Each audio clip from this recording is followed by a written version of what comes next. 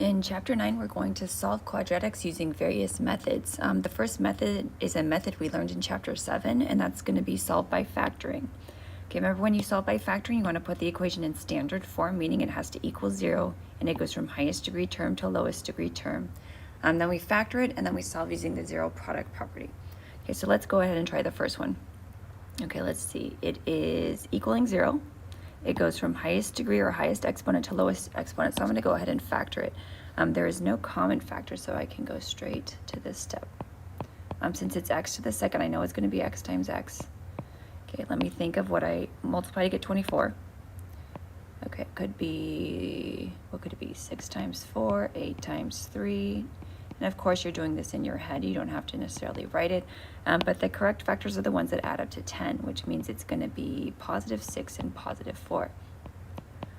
Okay, zero product property says we can make each of these factors equal to 0. But as many of you have figured out, you can do this step in your head, and I'm okay with you doing it in your head now. Now, if we put x plus 6 equal to 0, we minus 6 on both sides, which means our answer is going to be x equals minus 6. If I plug minus 6 in, minus 6 plus 6 is 0, which makes sense. Okay, for the second factor, if I were to set this equal to 0, I would minus 4 on both sides, and 0 minus 4 would give me negative 4.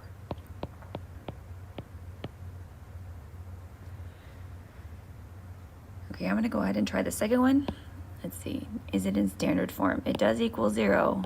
It is highest exponent to lowest exponent, so I'm going to go ahead and try to factor it. Since it's x squared, I can do the factoring in my head.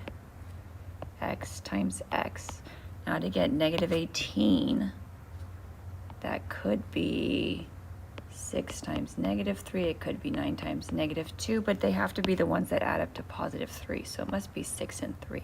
So positive 6, negative 3. Okay, now I'm factored. Now I'm going to solve it using the zero product property. And if you want to try to do it in your head, you can. So this is x plus 6 equals 0. So to solve it, I would minus 6 on both sides, and I would get x equals negative 6.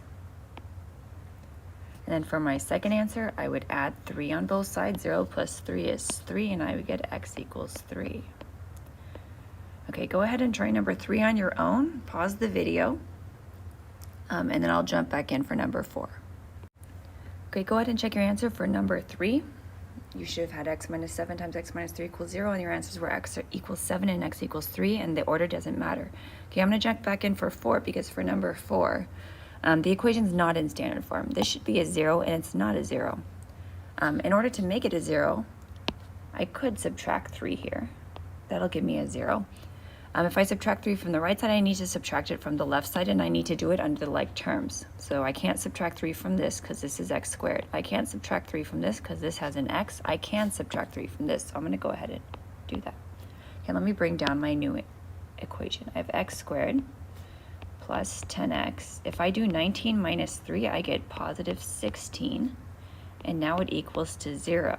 Okay, now we're in standard form, so now I'm going to go ahead and factor it just like we were doing before. Because it's x to the second, I can do it in my head. 16 could be 4 times 4, but 4 plus 4 is not 10. How about 8 times 2? Yeah, it's 8 times 2. Okay, and then remember, if I solve this in my head, I'm subtracting 8, so I get x equals negative 8. And I get x equals negative 2. And the order doesn't matter as long as you got the same 2 answers. Okay, try number 5. Pause the video and then check your answer. Okay, check your answer for number 5. I moved it to standard form, factored it, and my final answers were x are negative 4 and x are 2. Okay, 6. I'm going to go ahead and do this one too. Is it in standard form? No, there's not a 0 on that side. Since that's a minus 8, to make it a 0, I'm going to add 8. And again, I'm going to line it up under the like terms. Okay, let me bring down the rest of my equation. 22 plus 8 is positive 30, and it equals 0 now. And now I can factor it. Since it's x squared, I should be able to do this in my head. Okay, to get 36 times 5, but 6 plus 5 is not 13. 3 times 10 is 13. Adds up to 13, but since it's a minus 13, I'll make it minus. Minus, and then when I solve this, I add 3, so I get positive 3.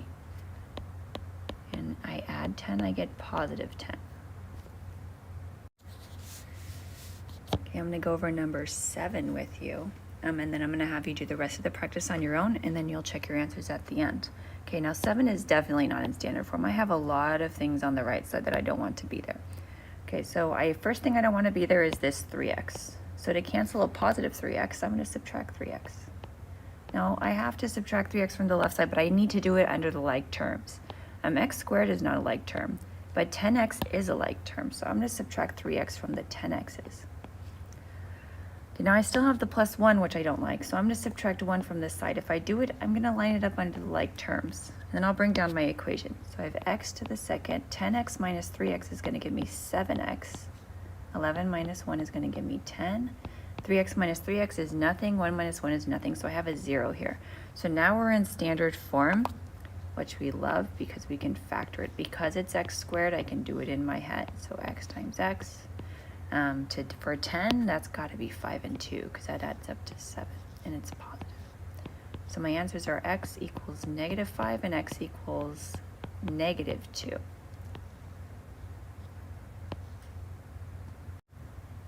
Okay, go ahead and try the rest of the practice problems. The answers are at the bottom, and you can check the calendar for the solutions with the work when you're done.